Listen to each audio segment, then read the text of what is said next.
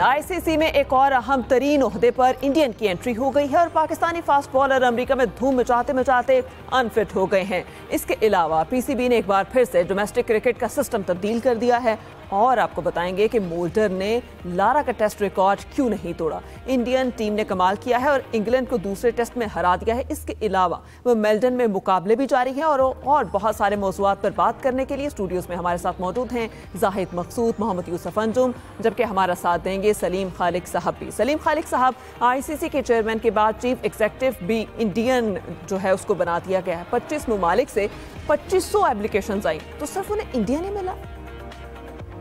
देखिए, Pakistan cricket board के बारे में मशहूर है कि पाकिस्तान क्रिकेट बोर्ड जब किसी की तकर्री करना चाहता है तो उसकी तस्वीर सामने रखता है।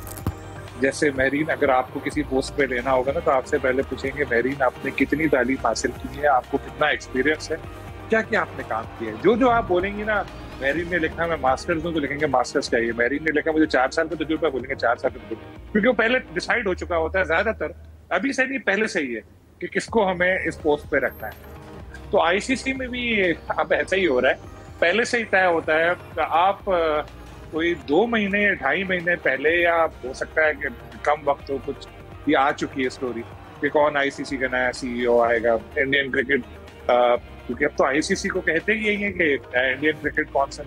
तो पहले ही ये डिसाइडेड था कि किसको लेकर आना है, उनकी सब खबरें छप चुकी थी, सब कुछ था।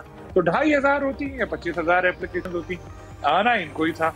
और ये सहाफी हैं, एक खुशी की खबर इनके तकर्री से ये है कि एक रिपोर्टर जो है वो आईसीसी का चीफ बन सकता है।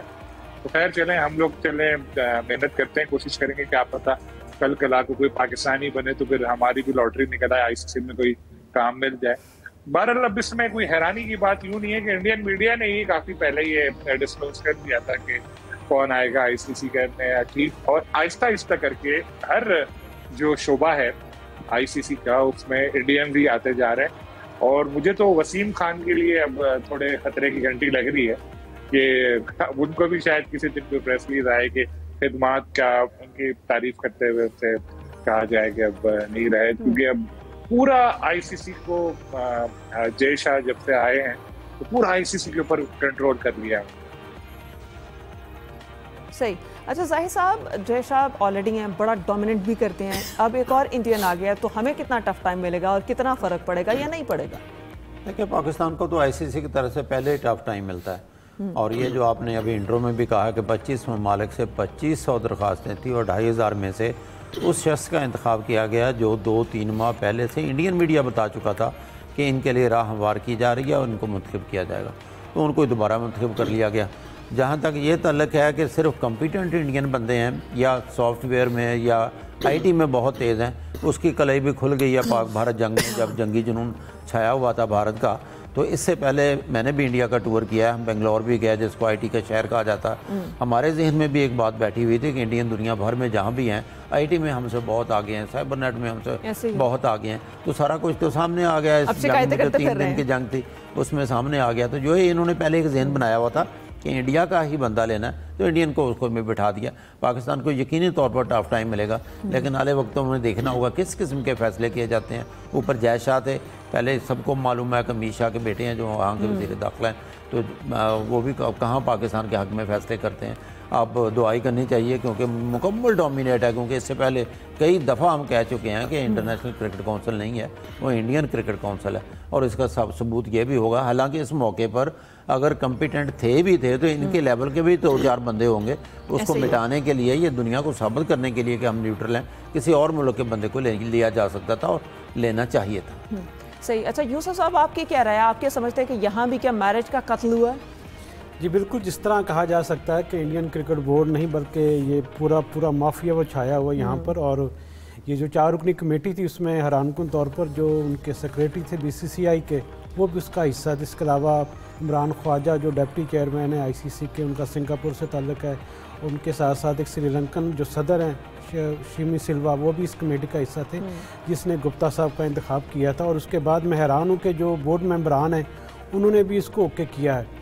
तो यूँ कहा जा सकता है कि अब इनके गलबा हो चुका है इंडियन क्रिकेट बोर्ड के हुकाम का आईसीसी में। और इससे पहले चूँकि ये थोड़ी सी ये भी वजाहत करना ज़रूरी है कि ये वही गुप्ता साहब है जिनके पास इस वक्त जो इदारा इंडिया का है, जिसके पास राइट्स हैं तमाम इंटरनेशनल इवेंट्स के, ये उसके मेंबर थे, उसका करता धरता थे, और उसी के बिना पर ये कहा करते थे कि क्योंकि आईसीसी की जानिब से जो रेवेन्यू शेयरिंग है उसमें इंडिया को क्योंकि ज़्यादा स्पॉन्सर आते हैं तो इसलिए उनको रेवेन्यू शेयरिंग में भी ज़्यादा हिस्सा इंडिया को मिलना चाहिए।